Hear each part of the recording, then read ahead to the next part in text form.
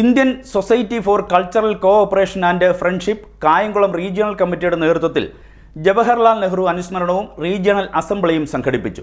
നെഹ്റു അനുസ്മരണം മുതുകുളം ബ്ലോക്ക് പഞ്ചായത്ത് അംഗം സുനിൽ കൊപ്പാറയത്ത് ഉദ്ഘാടനം ചെയ്തു. Indian Society for Cultural Cooperation and Friendship ISCUF Kayamkulam regional committee Nehru അനുസ്മരണവും റീജിയണൽ അസംബ്ലിയും സംഘടിപ്പിച്ചു. പുല്ലുകുളങ്ങര സമാജ് വായനശാലയിൽ നടന്ന മുൻ പ്രധാനമന്ത്രി ജവഹർലാൽ നെഹ്റു അനുസ്മരണം മുതുകുളം ബ്ലോക്ക് പഞ്ചായത്ത് അംഗം സുനിൽ കൊപ്പാറയത്ത് ഉദ്ഘാടനം ചെയ്തു. എൻ്റെ വളരെ ചെറുപ്പത്തിൽ അതിൻ്റെ ഒരു ലെറ്റർപാടുമൊക്കെ നമ്മളിങ്ങനെ കാണും. എൻ്റെ അച്ഛൻ്റെ ബാഗിനകത്ത് ഏർപ്പെട്ടിട്ടുണ്ട്. അതിൻ്റെ ഒരു പ്രവർത്തനമായിട്ട് തുടങ്ങിയ കാലം, എന്നിട്ട് വളരെ ചെറുപ്പമായ കാലത്ത് ഞാൻ ഇങ്ങനെ ചില കൾച്ചറൽ സംഘടനയെ പറ്റി കണ്ടും കേട്ടും അറിവുള്ളതാണ്. നെഹ്റുജിയെ പറ്റി നമ്മൾ ഓർക്കുമ്പോൾ നമ്മുടെ കുട്ടിക്കാലം മുതൽ നമുക്ക് ശിശുദിനമാണ് നമ്മുടെ മനസ്സിൽ ആദ്യം ഓടിയെത്തുന്നത്. കാരണം അന്ന് ഒരു റോസ് പുഷ്പവും ചേർത്ത് അതിസുന്ദരനായിരുന്നു. അതായത് നെഹ്റു ഒക്കെ വളരെ സുന്ദരനായിരുന്നു എന്നുള്ളതാണ്. ഏതാണ്ട് ഇന്ത്യയുടെ ഒരു സ്വതന്ത്ര ഭാരതത്തിൻ്റെ ആദ്യത്തെ പ്രധാനമന്ത്രി ഏതാണ്ട് 1947 മുതൽ ഏതാണ്ട് 1964 അദ്ദേഹം അന്തരിക്കുന്നത്. ഏതാണ്ട് 47 മുതൽ 64 17 വർഷക്കാലം നമ്മുടെ ഇന്ത്യയുടെ പ്രധാനമന്ത്രി അലങ്കരിച്ച ഏറെ ബഹുമാനീയനായ വ്യക്തിത്വമായിരുന്നു ജവഹർലാൽ നെഹ്റു.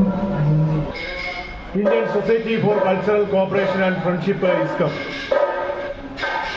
1991 നമ്മുടെ രാജ്യത്ത് പ്രവർത്തനമാണ്. ഇന്ത്യയും സോവിയറ്റ് യൂണിയനും തമ്മിലുള്ള ബന്ധം ശക്തിപ്പെടുത്തുന്നതിന് വേണ്ടിയും സാംസ്കാരിക പ്രവർത്തനങ്ങൾ സമന്വയിപ്പിക്കുന്നതിന് വേണ്ടിയും നമ്മുടെ രാഷ്ട്ര ശില്പിമാരിൽ പ്രധാനപ്പെട്ട പങ്കുവഹിച്ച ജവഹർലാൽ നെഹ്റുവിന്റെ നേതൃത്വത്തിൽ രൂപീകരിച്ച ഒരു സാംസ്കാരിക പ്രസ്ഥാനമാണ് ഇസ്കഫ്.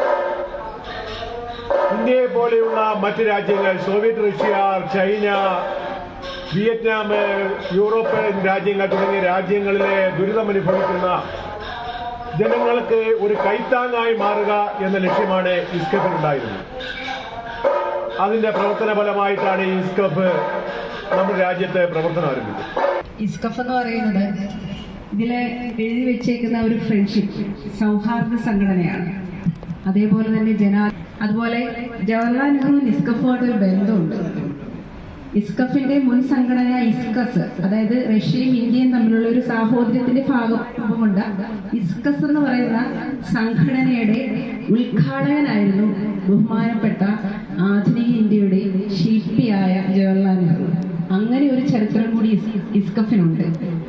അതാണ് ഇന്നത്തെ ഏറ്റവും പ്രധാനമറിയിക്കുന്ന അദ്ദേഹത്തിന്റെ അനുസ്മരണത്തില് അത് ഞങ്ങൾ ഇസ്കഫിന്റെ പ്രവർത്തകർ വളരെ അഭിമാനത്തോടെ എന്നും കാണുന്ന ഒരു സംഗതിയാണ്. ഇസ്കഫ് ഒരു കൂട്ടായ്മയാണ്. ഇവിടെ രാഷ്ട്രീയമില്ല, രാഷ്ട്രീയ അവബോധം മാത്രമുള്ള ഒരു സംഘടനയാണ്. അപ്പോൾ ഇതിൽ ഞങ്ങൾ എല്ലാവരെയും, എല്ലാ സാംസ്കാരികമായി നിൽക്കുന്ന എല്ലാവരെയും ഇതിലേക്ക് ഞങ്ങൾ ക്ഷണിക്കുന്നുണ്ട്. ഇതിലൂടെ ഞങ്ങൾ കുട്ടികൾക്കൊരു പ്രചോദനം നൽകാനും അതുപോലെ കലയുമായും സ്പോർട്സുമായും ഏത് വിഭാഗവുമായി ബന്ധപ്പെട്ടിരിക്കുന്നോ അവർക്കെല്ലാം ഒരു പ്രചോദനം നൽകുക എന്നുള്ളതാണ് ഞങ്ങൾ ഇതുകൊണ്ട് ഉദ്ദേശിച്ചത്. അശ്വതി അധ്യക്ഷയായി. മഹാരാജാസ് കോളേജ് ചരിത്ര വിഭാഗം മേധാവി ഡോക്ടർ MH രമേശ് കുമാർ മുഖ്യപ്രഭാഷണം നടത്തി.